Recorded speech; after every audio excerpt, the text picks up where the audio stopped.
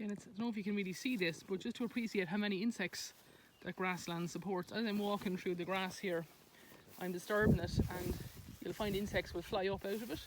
And if you do this in the evening time, if you walk up this field at around 6 or 7 o'clock in the evening, and the swallows will realise you're doing it, and they'll come and fly around you to eat up the insects that you're disturbing as you walk. So again, just a reminder that even commercial grassland like this is an ecosystem and a habitat, and it's important to try and look after that as best we can, while also providing grass for our patients and shade and shelter and a bit of turnout area for them. Okay, so I've walked down the field now, and again, I don't know if you can see it on the video, but there's lots and lots of insects around me, which is, you know, all part of the habitat and ecosystem. So as well as providing, you know, grass for animal feed, it's also grassland supports a lot of insect life, which again in turn supports birds and other insects and, you know, other species relying on them for food. So where possible, we'll try and avoid using herbicides or pesticides or insecticides if we don't need to. You know, try and leave a bit of nature there to feed each other, rather than totally focusing on having, you know, only grass or a perfectly trimmed hedge. A little bit of untidiness isn't really untidiness. It's, think of it as habitat and homes for other creatures, and it'll make it easier to, you know, leave the lawnmower in the shed or leave the hedge trimmers for a while longer. Looking at the hedge here on this side, again we can see there's a mixture of briars and whitethorn in it, got some hazel, then we've got some individual trees left, so that's a sycamore tree. Beyond that we have an ash. You can see the ash is the last tree to get its leaves in the springtime, so they're still only starting to come out on it. And then beyond that is a cherry tree, which has lovely flowers. Here in the summer, they're gone now.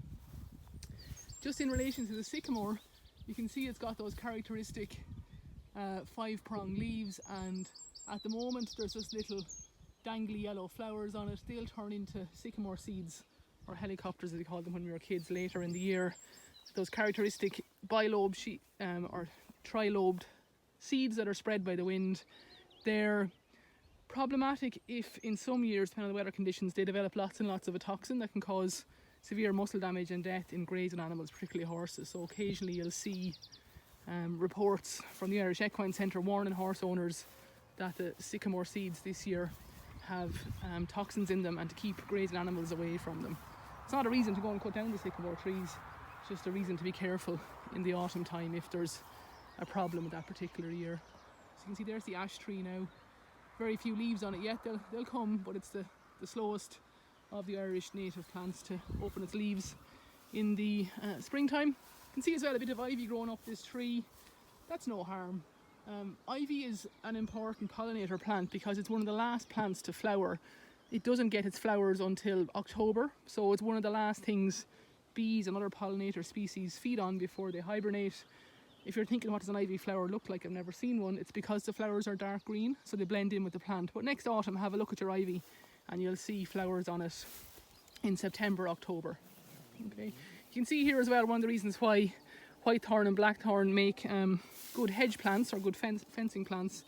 That is a really, really sharp spine on or thorn on the plant, so animals are inclined to respect that, not try and break through into the next field. I can also hear a bumblebee somewhere near me now, but I can't see it. There's generally 3 different types of bumblebees that feed out here. I've seen common carder bees, buff-tailed bumblebees and red-tailed bumblebees, all common bumblebee species in Ireland. And again, it's nice to see them. If you have bumblebees, they're what we call a indicator species. It means that if there's food for bumblebees, there's food for other pollinator species as well. So we'll find they're an indicator of a healthy or a biodiverse ecosystem. So really glad to see bumblebees. They're nice insects as well. They're gentle, they won't sting you.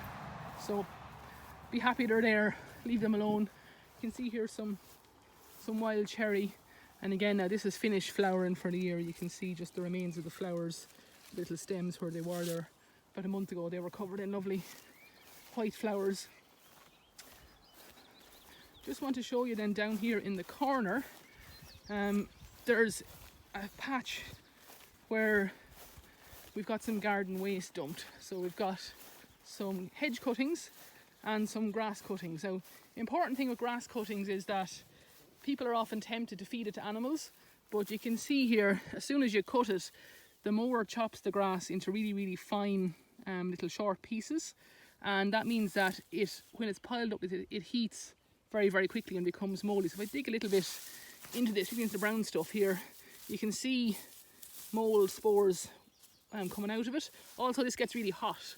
As I'm touching that now, it's warm, which means that while it's a great habitat and we can see insects on it, earthworms will come up from the ground to compost it and break it down, but it's not safe for grazing animals to eat when it heats like this. It can cause digestive upsets. Also, the lawnmower chops up any poisonous plants in the lawn or in the grass, so finally the animal can't taste them and it'll eat them. So the advice is, don't feed grass cuttings to grazing animals. They do like it and they will eat it, but it's harmful for them, particularly when it starts to heat. Okay, here's a close-up of the sycamore leaves. So these characteristic 5-lobed, they're part of the Acer family, like, you know, Japanese maple, or the trees you get maple syrup from in Canada.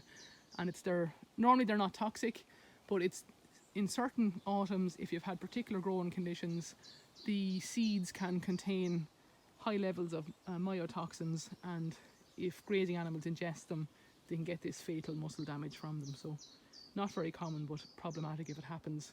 You'll hear horse owners being warned about it by the Irish Equine Centre.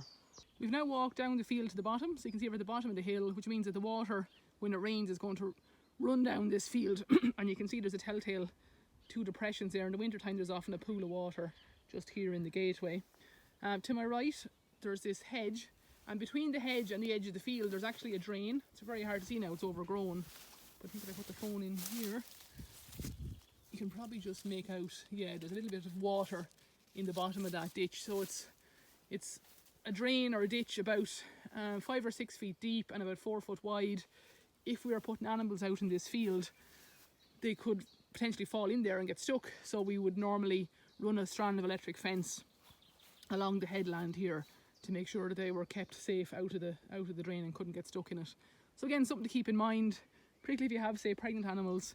We don't want them in fields with drains or holes where they can get stuck in or fall into or roll into, because it's a small risk, but we don't want it to happen. Particularly, again, as I say, if it's your veterinary practice and you're turning them out in fields that they're not familiar with. So just keep an eye out for drains and make sure that they're safe for the animal. So a job you might find yourself being asked to do if you have a sick large animal patient that can't go outside and is reluctant to eat, is you might be asked to go and collect some fresh cut grass for it. So if that's a job you're asked to do, it's important to just keep a few things in mind. What we want to do is gather palatable grass. So we mentioned already, we're not going to use grass cuttings from a lawnmower because they're too fine, they're going to overheat, they might have poisonous plants in them. Very short grass like this is difficult to pull. Something like this is ideal, where I've got nice long grass, so I can easily, literally just grab handfuls and pull it into a heap.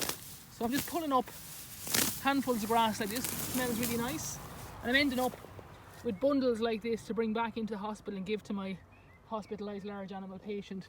Just bear in mind, there's some nettles in here, so for your own sake be careful.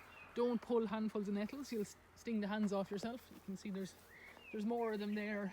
Likewise, if you look over here, we've got more nettles and we've got briars. So pick a handful of grass the animal's going to like to eat and won't hurt your hands. We've got some rushes here. They're non-palatable. You know rushes because they're what you make a St. Bridget's cross out of. They're dark green and really tough and wiry. Animals won't thank you for bringing those into them. We don't want to include any buttercups. They're poisonous. Now, not particularly toxic, but we don't want to give our hospitalised large animal patients something that's going to potentially harm them. Likewise, we don't want any briars because they're prickly. So again, it's just about trying to gather handfuls of palatable grass and clover. So you just keep working like this and you'll methodically pull handfuls of grass and you end up with bundles of fresh cut grass like this, or fresh pulled grass to bring back into your patient. There's the bit I got earlier. So within 5 or 10 minutes you'll easily fill, you know, say a large feed pot or a big armful of it to bring back in. You can also use a strimmer. Strim grass is fine because the strimmer doesn't chew it up like a lawnmower does. But again, just make sure that what you're strimming or cutting or pulling is suitable for the animal to eat. It's going to be palatable.